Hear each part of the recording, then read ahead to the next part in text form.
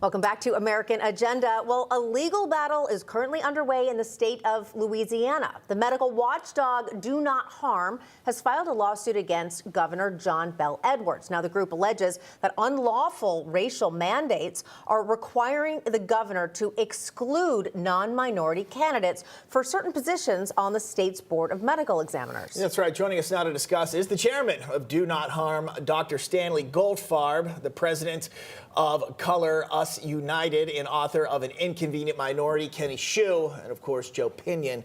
He joins us here as well. Doc, I'm going to start with you. Explain to us what exactly you're doing here in the issue that you see, though I think it's very, very clear at this point. Yes, thank you very much. Good to be with you. Yeah, our point is that, we're against all discriminatory activity in medicine at Do No Harm. So this is an example of a state that has a requirement that there be certain number of minority members, in this case on the podiatry board, one of the medical boards associated with the medical regimen in the state of Louisiana. And, this clearly, we're a country that's gotten rid of our racial activities over the last 50 or 60 years.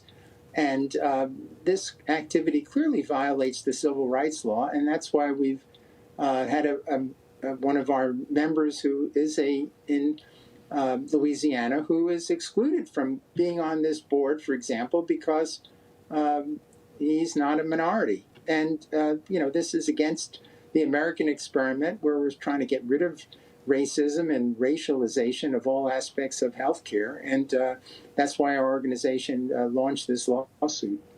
Kenny, you are president of the organization Color Us United. This sounds like the opposite of uniting people, and instead something that we see more often. People and in our society further being segmented based on race, religion, sexuality, and beyond. Yeah, and thank you, Stanley, for elaborating on those points. The organization Color Us United that I founded out of Raleigh, North Carolina, we seek to advocate for the end of all discriminatory mandates. And by the way, these actions should now be considered illegal under the new Supreme Court precedent from Students for Fair Admissions versus Harvard and UNC, which now says that universities cannot apply different racial criteria for different racial groups. The reason why is because race ultimately is not a factor at all in terms of how qualified a person is to be a doctor. We should be admitting doctors solely on the basis of merit.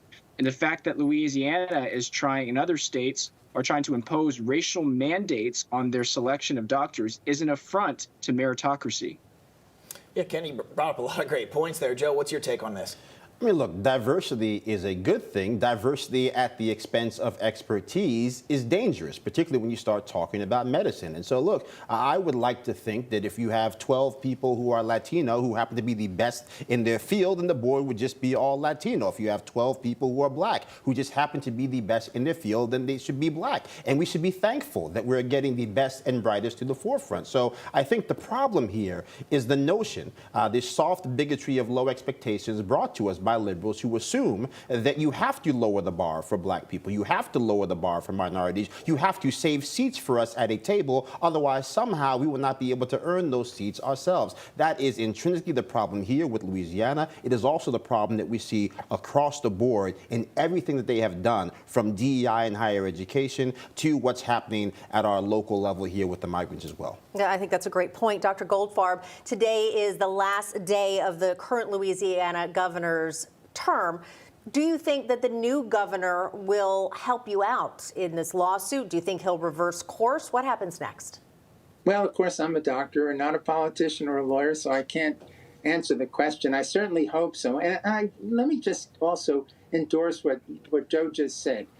There are going to be some really excellent minority physicians, African Americans, what have you, who really would qualify for this board. And once they get on the board, they're going to be undermined by the fact that people will say, well, they're on the board only because of their skin color, when in fact they deserve completely to be on the board. So again, this is the terrible residue of this kind of approach. And I do hope the new governor, who is a Republican, will support this.